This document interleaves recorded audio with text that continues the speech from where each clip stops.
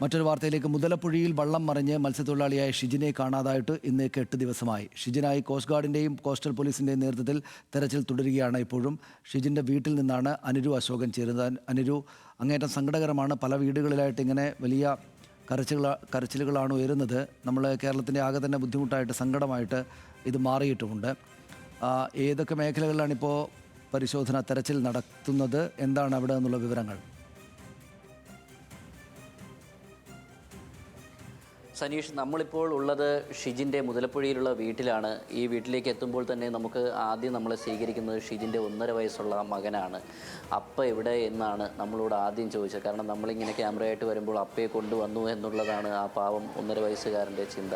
പക്ഷേ ഇപ്പോഴും നമ്മൾ മുതലപ്പുഴയിൽ കടലിലൊക്കെ പോയി നോക്കുമ്പോഴും ഇപ്പോഴും വള്ളങ്ങളും ബോട്ടുകളും ഒക്കെ ഷിജിനായി വേണ്ടിയിട്ടുള്ള തിരച്ചിലാണ്. കഴിഞ്ഞ വെള്ളിയാഴ്ചയാണ് ഷിജിനും 3 അംഗ സംഘവും കൂടി മത്സ്യബന്ധനത്തിന് പോകുന്നത്. രാത്രി 9:30 തിരിച്ച് മുതലപ്പുഴ ഹാർബറിലേക്ക് വരുന്ന വഴിയിലാണ് വള്ളം ശക്തമായ തിരയിൽപ്പെട്ട് മറിയുന്നതും ഷിജിനും 4 പേരും കടലിലേക്ക് വീഴുന്നതും. പക്ഷേ 2 പേർ നീന്തി രക്ഷപ്പെട്ടെങ്കിലും ഷിജിനും ഫ്രിനോണും എന്ന് പറയുന്ന ചെറുപ്പക്കാരനും രക്ഷപ്പെടാനായില്ല. ഇതിൽ ഫ്രിനോണിൻ്റെ മൃതദേഹം ശനിയാഴ്ചയോടെ കിട്ടി. പക്ഷേ 8 ദിവസമായിട്ടും ഷിജിനെ കണ്ടെത്താൻ കഴിഞ്ഞില്ല. പക്ഷേ ഷിജിൻ തിരിച്ചു വരും എന്നുള്ളത് തന്നെയാണ് ഈ വീട്ടുകാർ ഇപ്പോഴും വിശ്വസിക്കുന്നത്. കാരണം നീന്തൽ അറിയാവുന്നുള്ള ചെറുപ്പക്കാരനാണ്, അദ്ദേഹം രക്ഷപ്പെട്ടിരിക്കാം എന്ന് തന്നെയാണ്. കാരണം ഷിജിനെ സംബന്ധിച്ചിട്ട് ഷിജിന് 10 വയസ്സുള്ളപ്പോഴാണ് അമ്മയും അച്ഛനും നഷ്ടപ്പെടുന്നത്. ഷിജിനെ പിന്നീട് 19 വർഷക്കാലം ഷിജിനെ വളർത്തിയതൊക്കെ അദ്ദേഹത്തിൻ്റെ അമ്മാമ്മയാണ്. നമുക്ക് എന്താണമ്മ പറയുന്നത് ഇപ്പോൾ ഈ കാര്യങ്ങളൊക്കെ? എൻ്റെ മോനെ കൊണ്ട് തന്നാൽ മതി.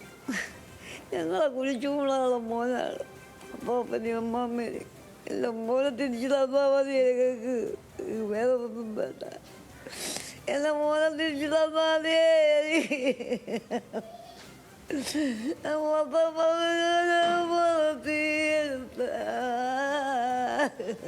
ഞാൻ കടല പൈകി കൊടുക്കാൻ പറ്റുന്ന മോനല്ല.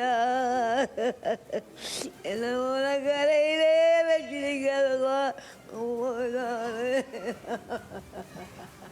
സനീഷ്, നമുക്കിപ്പോൾ പ്രതികരണം തേടാൻ പറ്റാത്ത ഒരു അവസ്ഥയാണ്. കാരണം അത്രത്തോളം സങ്കടകരമായിട്ടുള്ള നിമിഷങ്ങളാണ് ഈ വീട്ടിലുള്ളത്.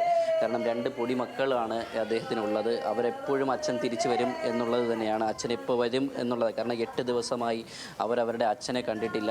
ഓരോ രാത്രിയിലും അല്ലെങ്കിൽ ഈ പറയുന്ന ജോലി കഴിഞ്ഞ് വരുമ്പോൾ അവർക്കൊക്കെ എന്തെങ്കിലും മധുരപലഹാരങ്ങളും ആഹാരങ്ങളുമായിട്ട് വരുന്ന അച്ഛനാണ്. പക്ഷേ 8 ദിവസമായിട്ട് അവർക്ക് മുമ്പിൽ ആ അച്ഛൻ്റെ പൊതികളില്ല. അപ്പോൾ അതുകൊണ്ട് തന്നെ അവർ അച്ഛനെ ഒരുപാട് തിരക്കുന്നുണ്ട്. ഇപ്പോൾ നമുക്കൊപ്പം ഉള്ളത് ഷിജിൻ്റെ ഭാര്യയാണ്. ആരെങ്കിലും അധികാരികൾ ബന്ധപ്പെട്ടിരുന്നോ? ഇല്ല, ഇതുവരെയ്ക്കും ഫിഷറീസ് മന്ത്രിമാരും ഇവിടെ വന്ന് നോക്കിയിട്ടില്ല. ഒരാരും ഒരു നോക്ക് കാണാൻ ഇതുവരെ വന്നിട്ടില്ല. അവരുടെ ഭാഗത്തുനിന്ന് എൻ്റെ സീൻചേട്ടനെ കുറിച്ചുള്ള ഒരു വിവരവും എനിക്ക് കിട്ടുന്നില്ല. അവരുടെ തിരച്ചിൽ തന്നെ എനിക്ക് തൃപ്തികരമല്ല. തിരയുന്നില്ലെന്ന് തന്നെ പറയാം. അവരെൻ്റെ ഭർത്താവിനെ എനിക്ക് വേണ്ടി തിരഞ്ഞു തരുന്നില്ല. എൻ്റെ ഭർത്താവ് കഴിഞ്ഞ വെള്ളിയാഴ്ച കടലിൽ പോയതാണ്. ഇതുവരെയ്ക്ക് എനിക്ക് ഒരു മറുപടിയും കിട്ടിയിട്ടില്ല. ശനിയാഴ്ച വെളുപ്പിനെ ഞാൻ അവിടെ പോയിരുന്നു. അവരുടെ അടുത്ത് ഞാൻ കെഞ്ചും മട്ടും കെഞ്ചി, എൻ്റെ ഭർത്താവിനെ എനിക്ക് വേണം, എനിക്ക് തിരിച്ചു താ. സമയം പോകുന്നു. അവർ മീറ്റിംഗ് കൂടി അവർ തീരുമാനം എടുക്കുന്നതല്ലാതെ ഒന്നും നടപ്പിലാക്കുന്നില്ല. എൻ്റെ ഭർത്താവിനെ അവർ തിരക്കുന്നില്ല. എൻ്റെ ഈ 2 പിള്ളേരെ നോക്ക്. അവർക്ക് ഞാൻ എന്തോന്ന് മറുപടി കൊടുക്കും? അവർ ചോദിക്കുന്നുണ്ട്, എന്താ പപ്പ കടലിൽ പോയ പപ്പ എന്താ ഇതുവരെയ്ക്ക് തിരിച്ചു വരാത്ത? ഞാൻ അവരുടെ അടുത്ത് എന്തോന്ന് മറുപടി പറയാനാണ് അവരുടെ അടുത്ത്? ആ കരയിൽ കിടന്ന ജീവനാണ്. അവർക്ക് രക്ഷിക്കാവുന്നതേ ഉണ്ടായിരുന്നുള്ളൂ. അവർ രക്ഷിച്ചില്ല. അവർ പറഞ്ഞതെന്ന് വെച്ചാൽ നിങ്ങൾ പോയി രക്ഷിക്കെന്നാണ് പറഞ്ഞത്. അവരുടെ അശ്രദ്ധ തന്നെ എന്ന് എൻ്റെ ഭർത്താവ് പോയത്. എനിക്ക് ഈ അവസ്ഥയിൽ ഈ 2 പിള്ളേരെ വെച്ചിരിക്കേണ്ടി വന്നത് അവരുടെ അനർത്ഥത കാരണം തന്നെ. എൻ്റെ ഭർത്താവിനെ എനിക്ക് വേണം. എനിക്ക് എൻ്റെ ഭർത്താവിനെ വേണം. ഞാൻ ജീവിച്ച് കൊതി പോലും തീർന്നിട്ടില്ല. ഈ ഒക്ടോബർ ആകുമ്പോൾ എനിക്ക് 5 വർഷം ആകത്തേ ഉള്ളൂ കല്യാണം കഴിഞ്ഞ്. എൻ്റെ ഭർത്താവ് എവിടെ? അതിനുള്ള മറുപടി എനിക്ക് അവർ തന്നേ പറ്റൂ. എൻ്റെ ഭർത്താവ് എവിടെ?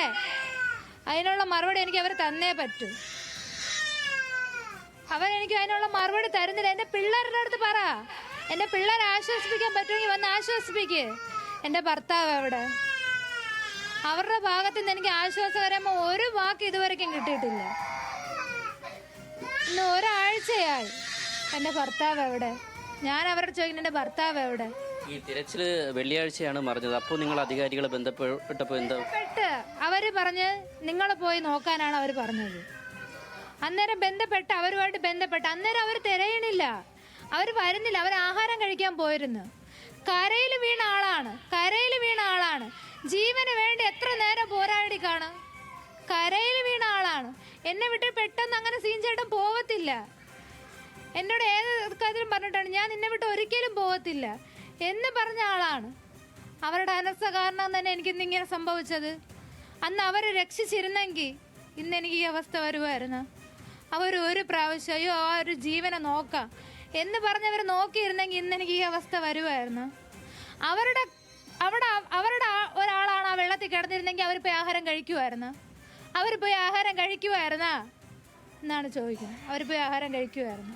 വളരെ വളരെ സങ്കടകരമായ വർത്തമാനങ്ങളാണ് ആ ഭാഗത്തു നിന്നെല്ലാം നമ്മൾ കേൾക്കുന്നത്. വളരെ പ്രിയപ്പെട്ട ആളുകളെ നഷ്ടപ്പെട്ട മനുഷ്യരാണ്. അങ്ങേയറ്റം സങ്കടം കൊണ്ടുണ്ടാകുന്ന രോഷത്തോടെയാണ് അവർ കാര്യങ്ങൾ സംസാരിക്കുന്നത്. നമുക്ക് ആ വീട്ടിലേക്ക് സ്ഥിതി അറിയാം. വളരെ ചെറിയ കുഞ്ഞുങ്ങളുള്ള പ്രായമായ മാതാപിതാക്കളുള്ള വീട്ടുകളിലാണ് ഈ കാര്യങ്ങൾ ഉണ്ടായിരിക്കുന്നത്. അപ്പോൾ അതുകൊണ്ട് തന്നെ വളരെ വലിയ സങ്കടകരമാണ്. സംവിധാനങ്ങൾ നിശ്ചയമായിട്ടും ഇതുപോലൊരു കാലത്ത് കാര്യങ്ങൾ മനുഷ്യർ പ്രതീക്ഷിക്കുന്നത് പോലെയൊക്കെ ചെയ്യാനുള്ള പ്രയാസങ്ങൾ നിശ്ചയമായിട്ടും കാണും. നമ്മളതുകൂടെ കാണണം. പക്ഷേ അങ്ങേയറ്റം ഗൗരവത്തോടെ ഞങ്ങൾ ഈ കാര്യങ്ങൾ ഇടപെടുന്നുണ്ടെന്ന തോന്നൽ ആ ബന്ധുക്കൾക്ക് നൽകുക എന്നതും സംവിധാനങ്ങളുടെ ഉത്തരവാദിത്തത്തിൻ്റെ ഭാഗമാണ്.